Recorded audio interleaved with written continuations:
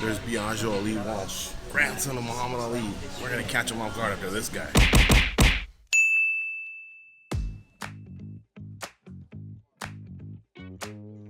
Did you know that at Madison Square Garden, it is basically the iconic arena that everyone points to for boxing? And here in Vegas, this is the fight capital of the world. So merging the two is pretty cool. We're going to talk to Biaggio Ali Walsh, and there is a connection there. He's going to be fighting his next fight in MMA at Madison Square Garden, where his grandfather, Muhammad Ali, boxed. Biaggio Ali Walsh, pleasure to meet you. Nice to meet you too. Heard a lot about you, of course. I want to know, being the grandson of Muhammad Ali, the greatest of all time, it's going to pop up every single time. And do you embrace that, or sometimes you feel like, oh man, like, hey, I'm Biaggio Ali Walsh. I'm a separate guy, although I love my grandfather and everything he did. Yeah, no, it's I embrace it. I love talking about my grandfather. I love my grandfather. We had so many memories together, and talking about him just inspires me more, so I embrace it every time it comes up. But yeah, at the same time, like you said, I'm Biaggio Ali Walsh, and that's why I'm here. I'm trying to make my own name, my own legacy. At the end of the day, that's what every fighter's trying to do, so I'm not that different than any other fighter. I just have a famous grandfather. Very famous. I'll ask you one more about him. I'm old enough that I got to see him fight. But I was very inspired by post-career and the love that he had as a human being, and what he gave back to the people on this planet. Yeah. How about for you? What do you enjoy talking about most? Like the big fights, or like him carrying the torch? Him standing up for himself back in the '60s. So the athlete or the non-athlete? I think the non-athlete is what stands out to me more. Obviously he was a terrific boxer. He had great trash talking as well. I mean, he's basically the one who started that. So, but outside of the ring, he was the coolest, nicest person you ever meet. He never said no to an autograph, never said no to a handshake. He would meet somebody and make their whole day. So, I think it was the non-athlete that sticks with me a lot more. So we see that you're here at Extreme Couture. This is the gym you came to basically train and stay in shape post-football, to figure out what was going to be next. What jumped out at you as like, hey, you know what? Maybe there's something here in MMA for me. I don't know. Initially training, like I said, I was training just to stay in shape, and just over time I started to really like it. I would record my sparring sessions, and there was things that I, would look at in my sparring videos, and I'd be like, okay, well, I could do this better, I could do that better, and then I would try to get better from that. So just the consistency of trying to get better is what made me fall in love with it initially. And then more specifically, did you ever have a knockdown, a knockout, a submission, or just a great session where you said, okay, this is it? Like, can you point to something like that? Maybe a specific training session? Or? Yeah, there's been several days where I've just been kind of like really good. Some of the amateur practices, because initially I started to train with the amateur team, and I just was getting better and better. And yeah, there's been just a couple of sparring days where I'm like, I feel really, really good. I like this a lot. And then, yeah, I didn't really take a next step. I just told myself, I'm gonna do this. What about your short-term goals versus your long-term goals in this sport? My short-term goals right now is just to win fights and get as much amateur experience as possible. My long-term goals is obviously I want to win the belt. I want to win $1 million, and just know that I was able to do that myself. And long-term, I want to be a great mentor for martial arts. A lot of the coaches here I look up to, like Eric, Dennis Davis, Jake Shields, Roman Isbell.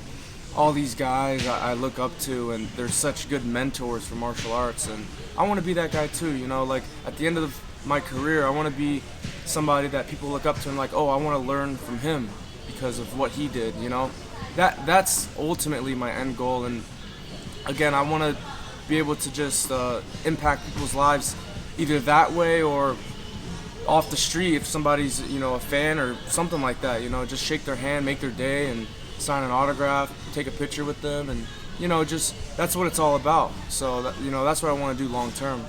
Is there a particular fighter that you could point to and say, man, I love the way this fighter did it. I'd like my career to be similar?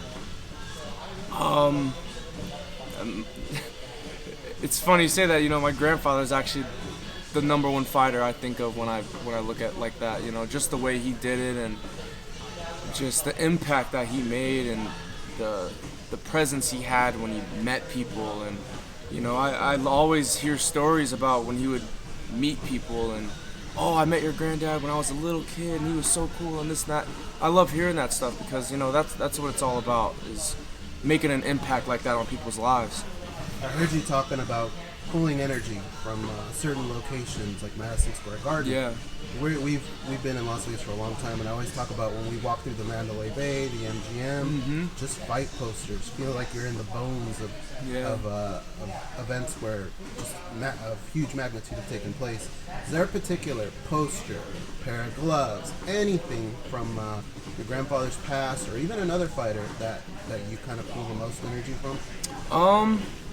There isn't anything particular, but in my house there's a lot of posters and there's a lot of like original fight posters and pictures of him. So I'm surrounded by his energy all the time, you know, and every time I go upstairs, you know, I see a lot of stuff with my grandfather, and it's just I like to pull energy from that. And even coming here to Extreme Couture, you know, there's a lot of history here, and seeing the old school fight posters and you know, the big mat up front where Jay Huron fought, and it was a really bloody fight and it was a war. And you know, just being around greatness is you know, I like to just soak up that energy. If I'm doing the math right, you probably played with one of the Fertittas at least. Yeah. Like Bishop Gorman. Mm-hmm. So just connecting the dots, was there ever an opportunity that could have come up with the UFC? And if so, why did you choose PFL over UFC? I don't think there was, you know, we were best friends with Nico, and Nico, you know, we're still pretty close, but there was never like a UFC thing. When we were friends and we would hang out, you know, I never thought about even doing MMA. You know, I was doing football at the time, and obviously his dad, Lorenzo, you know, owned the UFC and whatnot, but yeah, I never saw this thing with the UFC, you know, it never came up. Don't know why, but you know, the PFL came for a reason. You know, I'm gonna take that opportunity. I'm gonna take advantage of that opportunity.